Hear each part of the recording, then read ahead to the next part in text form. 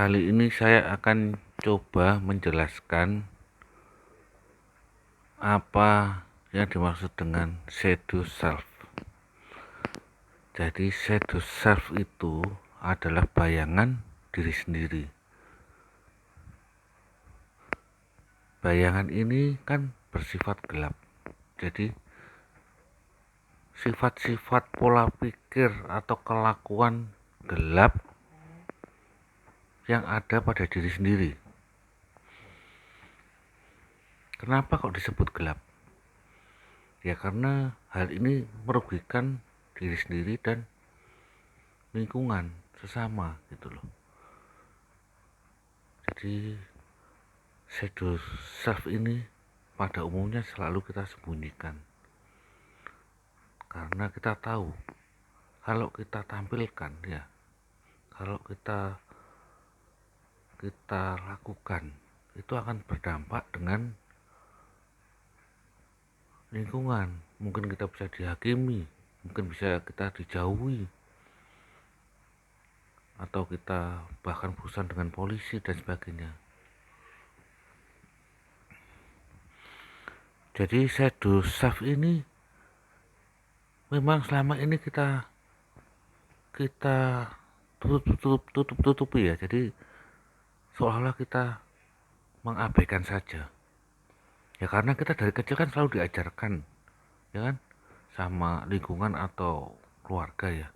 Ini boleh, ini tidak boleh, ini benar, ini salah. Dari sisi agama, ini berdosa, ini tidak berdosa. Ya kan? Tapi kita tidak mau benar-benar menggali lagi gitu loh. Jadi diselesaikan itu. Jadi umumnya shadow self ini terbentuk karena latar belakang keluarga, pola asuh, terus karena lingkungan, perbuatan lingkungan kepada dia dan sebagainya. Latar belakang pendidikan juga berpengaruh gitu loh. Apa sih contohnya shadow self itu? Ya macam-macam, banyak sekali ya. Nomor satu ya seperti orang gak bisa mengendalikan emosi, ya kan? Terus ada lagi orang yang tidak bisa mengendalikan emosi itu macam-macam ya, bisa amarah, bisa kesedihan. Ini penting ini. Kenapa? Lihatlah, kalau kita nggak mengerjakan mulai sekarang, kapan lagi? Kita lihat aja di panti jompo itu, banyak manula itu yang sukanya menangis, kadang teriak-teriak marah, ya kan? Kalau kita tidak selesaikan, bisa-bisa mengarah ke gangguan mental atau gangguan jiwa gitu loh. Itu sesuatu yang memang yang shadow self yang fatal lah menurut saya bilang ya. Suka marah-marah apa itu fatal sekali.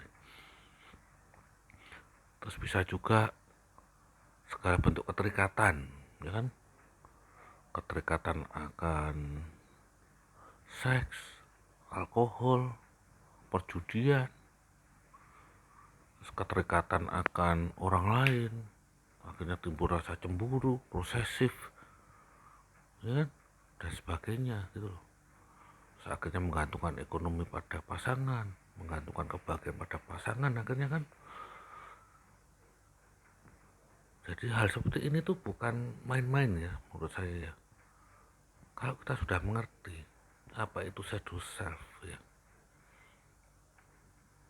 dampaknya ke depannya, ya kan, fatal kan. Akhirnya apa? Ya merusak diri sendiri kan, menjerumuskan diri sendiri kan. Jadi nomor satu itu setelah kita tahu ya, kita harus berusaha untuk mengenali ya, mengenali shadow self dalam diri kita itu apa, ya kan. Misalkan kalau kita merasa sering tersakiti, ya kan, kita pikir aja secara logis. Jadi kita belajar melatih kebijaksanaan kita ya. salah satu contohnya ya, dengan melatih kebijaksanaan, ya kan. Eh, Kalau kita suka merasa tersakiti, ya kita pikir aja, saya disakiti dalam hal apa? Dalam hal cinta misalkan. Loh, kita disakiti dalam cinta karena apa? Ya karena kita terlalu mencintai orang, tapi lupa mencintai diri sendiri kan. Kita terlalu berkorban untuk orang lain, ya. Itu nggak boleh ya. Tetap kita itu harus mempunyai batasan. Tidak boleh akhirnya kita terlalu mencintai orang, akhirnya kalau diselingkuhi merasa dunia runtuh, ya kan. Ditinggalkan merasa pengen bunuh diri. Itu harus harus benar-benar dikerjakan ya. Jadi melatih kebijaksanaan. Kalau kita melatih dalam hal agama ya boleh, tapi kalau kamu sudah benar-benar menguasai agamanya. Kalau menguasai agama cuma kulitnya, ya kan, kita cuma berdoa, ya Tuhan rubahlah dia, ya Tuhan berikanlah belas kasih-Mu untuk pasanganku berubah. Kamu berdoa bertahun-tahun, 10 tahun, 20 tahun, tidak akan berubah. Yang bisa merubah siapa? Ya dirinya sendiri, gitu loh. Seperti kalau kita malas, ya Tuhan saya minta rezeki, ya Tuhan saya minta kecukupan ekonomi. Ya sampai kamu berdoa sampai jengking ya, sampai gulung kuming, ya kan, sampai pagi siang malam tidak akan datang. Kecuali kamu mau merubah dirimu, lebih rajin, mau belajar, mau berkembang, ya kan, mau berusaha. Ya. Kalau kita sudah mau merubah diri, biasanya Tuhan itu memang mendukung gitu loh. Akan muncul ide-ide. Misalnya, nggak usah khawatir, asal kita mau berusaha ya. Berusaha ini benar-benar murni berusaha untuk kebaikan ya, bukan untuk ego ya. Ngerti maksud saya?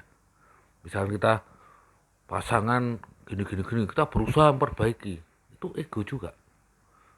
Kalau kita berusaha mati-matian perbaiki, karena ada saatnya kita itu harus surrender. Karena pasangan itu punya shadow self yang harus dia kerjakan sendiri juga. Kita nggak bisa mengintervensi mereka. Kita kasih nasihat, kita kasih penjelasan supaya dia berubah gini-gini, nggak bisa. Yang bisa mengerjakan shadow self-nya ya dia sendiri. Misalkan pasangan selingkuh, shadow self-nya apa dia? Ya meletakkan kebahagiaan pada orang lain, mencari kebahagiaan pada orang lain. Bisa juga shadow self-nya keterikatan akan seks, akan uang, ya kan, akan cinta yang semu ya maksud saya ya. Akhirnya ya sampai kapanpun kamu selingkuh, makanya ada istilah kan, orang yang selingkuh sekali dia akan selingkuh kedua, 3, 4 kali dan seterusnya. Seperti halnya kawin cerai, itu tidak akan menyelesaikan masalah, karena bukan yang di luar masalahnya itu yang di dalam dirinya itu ada shadow self yang nggak dikerjakan. Terus bagi pasangan yang diselingkuhi, apa shadow self-nya?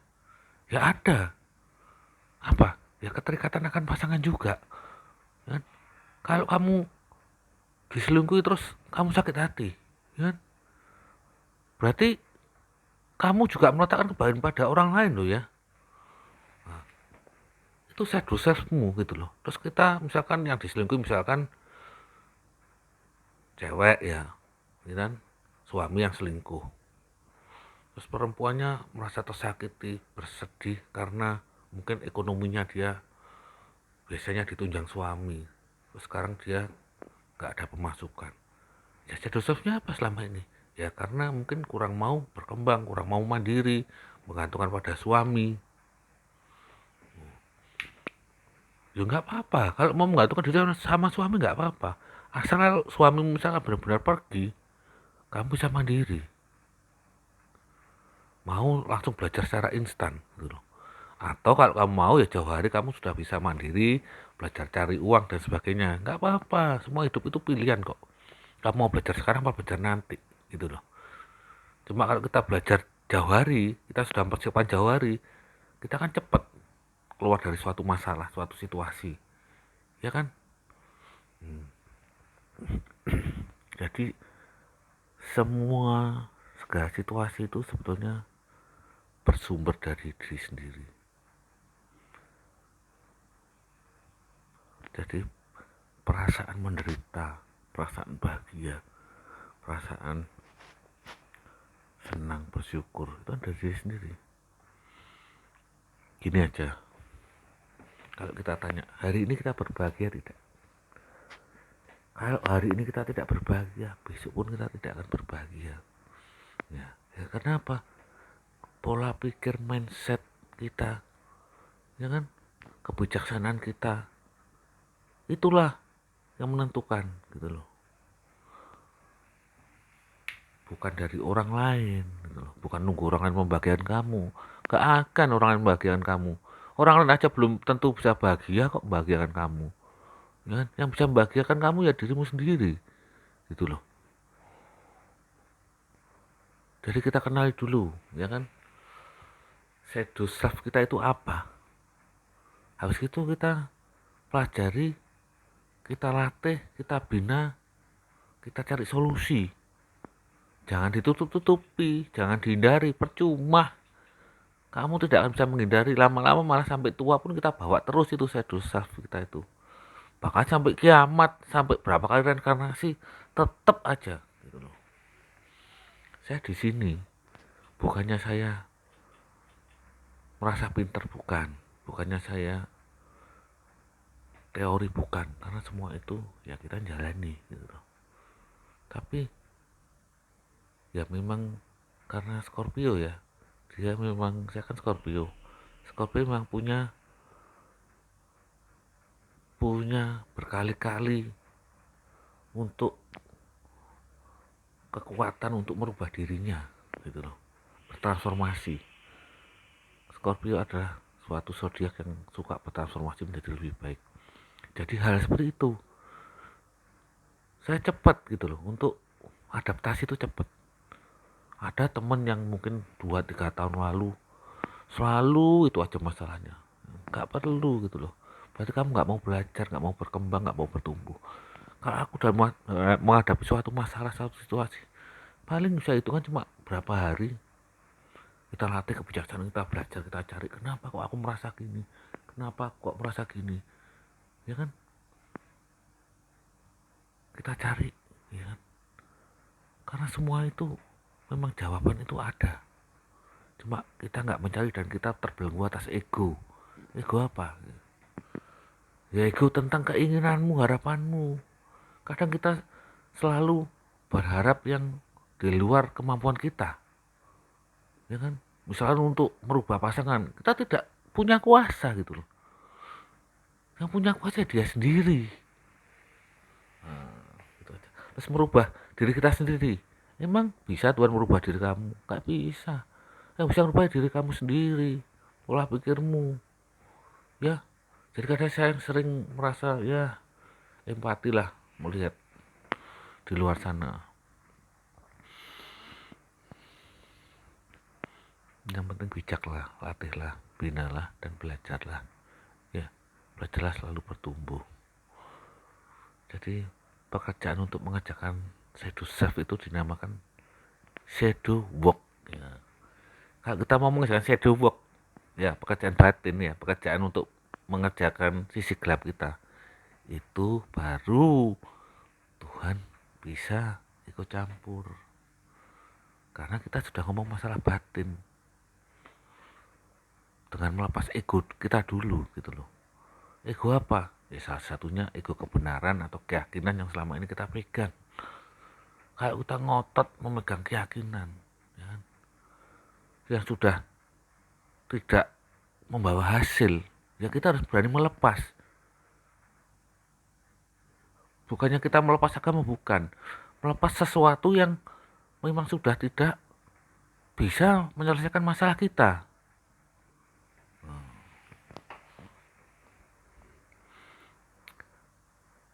semua itu kalau masalah keyakinan itu kan masalah agama dan sebagainya itu masing-masing. Tapi yang terpenting itu kita harus tetap berketuhanan, ya kan? Beragama apapun itu sebetulnya sama saja. Ujung-ujungnya kita mencari ke jati diri, ke ketuhanan, ke siapa diri kita sebenarnya. Apa sih maksud Tuhan itu ngasih aku masalah ini misalkan itu? Apa sih maksud Tuhan itu saya dihadirkan di dunia ini? Kenapa sih Tuhan memberikan aku situasi seperti ini? Apa sih tujuan hidup aku? Kemana sih aku pergi? Makanya banyak orang itu yang rata-rata ya takut untuk mati. Untuk mati takut, ya kan? Padahal orang itu sudah misalkan sudah beragama ya, sudah beragama. Kenapa? Ya karena shadow self-nya nggak dikerjakan, ya kan? Semasa hidup shadow self-nya nggak dikerjakan, terus nggak pernah kita memikir ibarat itu sedia payung sebelum hujan. Jadi memikir apa yang kita perjalanan apa yang menanti kita setelah kita kematian, gitu kan? Sebetulnya untuk masalah kematian itu kalau kita sudah paham benar ya perjalanan jiwa seperti apa ini, kita tidak akan takut gitu. Mau mati kapanpun sama aja, semua orang juga akan mati. Jadi kalau kita takut kematian itu namanya juga shadow self. Akhirnya apa? Kalau orang takut mati, ya pas sakit itu sudah stres, gak cepat sembuh, malah cepat mati bisa-bisa. Karena piye? Stres ya. Aku kemarin ini mati piye, ya kan? Kalau mati gimana? Mau kemana aku? Loh, waktu masih sehat gak dipikir gitu loh. Waktu sakit lagi mikir. Wah, aku cik banyak dosa, banyak beban batin, luka batin. Loh, kasep gitu loh. Akhirnya apa? Itu kita bawa sampai mati loh ya. Sampai kita roh kita keluar pun akhirnya kita bawa luka batin, beban batin itu. Gimana kita bisa kembali kepada Tuhan kalau hal seperti itu kita bawa seumur hidup? Jadi hal seperti itu tuh harus kita selesaikan mulai sekarang. Oke? Salam damai.